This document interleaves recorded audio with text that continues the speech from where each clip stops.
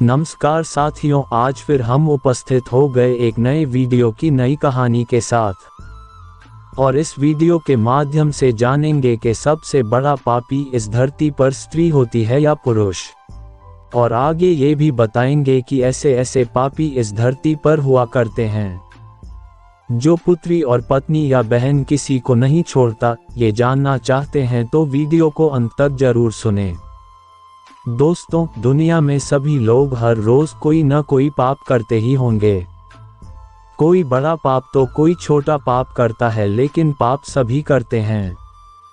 लेकिन वह स्वयं कभी ये नहीं सोचते कि वो पापी ही है। ऐसे में सवाल उठता है कि आखिर इस संसार में सबसे बड़ा पापी कौन है। तो आज हम आपको विस्तार से बताएंगे। ये कहानी बहुत ही ज्ञानवर्धक और प्रेरणादायक है। आप सभी से आग्रह है कि वीडियो को अंत तक अवश्य सुनें। और जो भी नए दर्शक मेहमान बंधु हमारे चैनल पर जुड़े हैं, उनसे आग्रह है हमारे वीडियो को लाइक और चैनल को सब्सक्राइब जरूर करें। अब कहानी यहाँ से प्रारंभ होती है। एक समय की बात है, किसी नगर में एक राजा रहते थे। वो और उनकी रानी दोनों ही भोलेनाथ के बहुत बड़े भक्त थे। उन्होंने अपने महल में तोता और मैना का जोड़ा पाल रखा था और दोनों को एक ही पिंजरे में रखा था।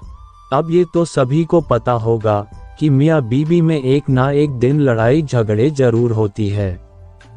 एक दिन मैना तोते से कहती है कि मैंने मान लिया कि पुरुष बड़े पापी और बहुत ही बड़े धोखेबाज भी होते हैं। मौका मिलने पर यह कुछ भी कर सकते हैं। मैना की बात सुनकर तोता कहता है, तुम नहीं जानते, पुरुष उतने पाप नहीं कर सकता जितने पाप स्त्रियां करती है। जितनी धोखेबाज स्त्रियां होती है, उतना धोखेबाज तो कोई नहीं होता है। इनसे बड़ा पापी इस धरती पर कोई नहीं होता है। ये किसी की भी हत्या कर देती है। इसी बात को लेकर तोता और मैना में लड़ाई होने लगती है कि दुनिया में सबसे बड़ा पापी कौन है। ये सब दृश्य देखने के बाद राजा ने पूछा, तुम दोनों क्यों लड़ रहे हो? किस बात पर तुम दोनों विवाद कर रहे हो? मैना कहता है, यह मान नहीं रहा कि दुनिया में सबसे बड़ा पापी पुरुष होता है। फिर तोते ने कहा, मैं कैसे मान जाऊं कि सबसे बड़ा पापी पुरुष होता है? सबसे बड़ी पापी तो स्त्रियां ही होती है। राजा ने दोनों से कहा, तुम किस कारण से ऐसा कह रहे हो? तब मैना ने उदाहरण देते हुए कहा, इस कहानी को ध्यान से सुनो, बहुत ही ज्ञानवर्धक है।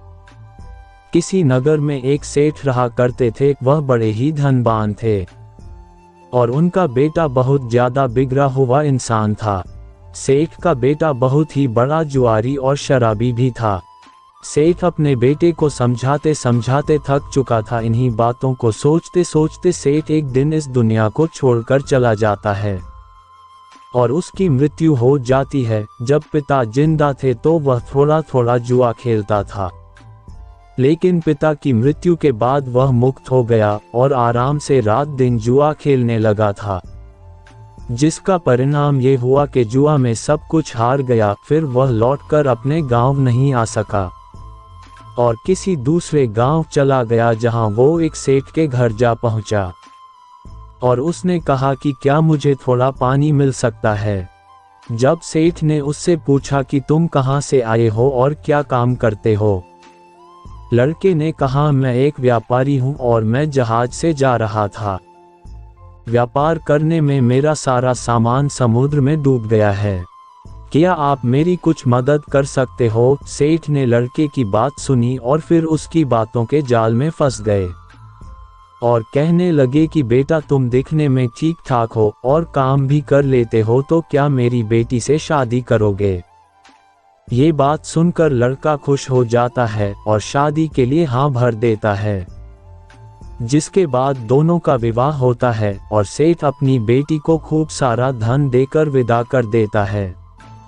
अब इस लड़के को तो केवल धन के लिए विवाह करना था। विवाह के बाद पति और पत्नी दोनों जा रहे होते हैं तो रास्ते में एक जंगल पड़ा। तब वह लड़का अपनी पत्नी से कहता है कि देखो, हम लोग जंगल से गुजर रहे हैं, हो सकता है कोई चोर तुम्हारे जेवर चुरा कर भाग सकता है।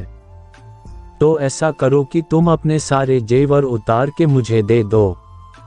अब उसकी पत्नी ने उस पर भरोसा करके अपने सारे जेवर अपने पति को दे दिए, जिसके बाद उस लड़के ने अपनी पत्नी के सभी जेवर एक कपड़े में रखकर अपनी कमर में बांध लिया और दोनों एक जगह आराम करने लगे। तब उस लालची लड़के ने अपनी पत्नी को कुएं में गिरा दिया। उसके बाद वो वहां से चला जाता है, मगर उसकी पत्नी मरी नहीं और कुएं से बाहर निकलने के लिए आवाज लगाती रही। कुएं के पास से एक आदमी गुजर रहा था। तब उसे किसी महिला की आवाज सुनाई दी। तब उस व्यक्ति ने उस महिला को कुएं से जैसे तैसे करके बाहर निकाला। कुएं से बाहर निकालने के बाद महिला ने अपनी सारी जानकारी उस व्यक्ति को दी, जिस पर उस व्यक्ति ने महिला को उसके पिता के घर पहुंचा दिया। घर पहुंचने के बाद महिला के पिता यानी सेठ जी ने पूछा, क्या हुआ तुम्हारे साथ? अब क्योंकि वो स्त्री पतिव्रता थी इसलिए उसने अपने पिता से झूठ कहा और बोली, पिताजी, जंगल में कुछ चोरों ने हम पर हमला कर दिया था और दासी को मार दिया और मुझे कुएं में धकेल दिया था और पति का कुछ नहीं पता। बेटी की बातें सुनकर सेठ जी बोले, चलो कोई बात नहीं, भगवान सब सही करेगा। कुछ समय बीत जाने के बाद लड़का दोबारा अपने ससुराल पहुंचता है और सोचा कि सेठ जी से कहते हैं कि आप नाना बनने वाले हैं और इसके बदले में खूब सारा धन मिल सकता है। जैसे ही ससुराल पहुंचा तो उसकी मुलाकात उसकी पत्नी से हुई, जिस पर उसकी पत्नी ने उससे कहा कि मैंने पिताजी को ये सारी बातें बताई हैं, तो आप भी यही बता देना। कहते हैं जिसकी आदत बिगड़ जाती है उसकी आदत कभी नहीं संभल सकती है। उसने देखा कि उसकी पत्नी ने बहुत सारे जेवर पहन रखे हैं, तो उस लड़के ने पत्नी से कहा, तुम सो जाओ, सुबह मैं तुम्हें अपने साथ लेकर जाऊंगा। रात हुई और उसने अपनी पत्नी का चाकू से कत्ल कर दिया और सारे जेवर लेकर चला गया। राजा को ये सब कहानी बताने के बाद मैना ने कहा कि इसलिए मैं बोलती थी कि पुरुष दुनिया का सबसे बड़ा पापी इंसान होता है। उसने अपनी पत्नी को मारा और सारा सामान लेकर चला गया। मैना की ये बातें सुनकर तोते ने भी राजा को एक कहानी सुनाई, जिसमें उसने स्त्री के चरित्र को लेकर बात की थी। दोनों की बात सुनने के बाद राजा बोले, इस बात का उत्तर मैं देता हूँ कि कौन सबसे बड़ा पापी है।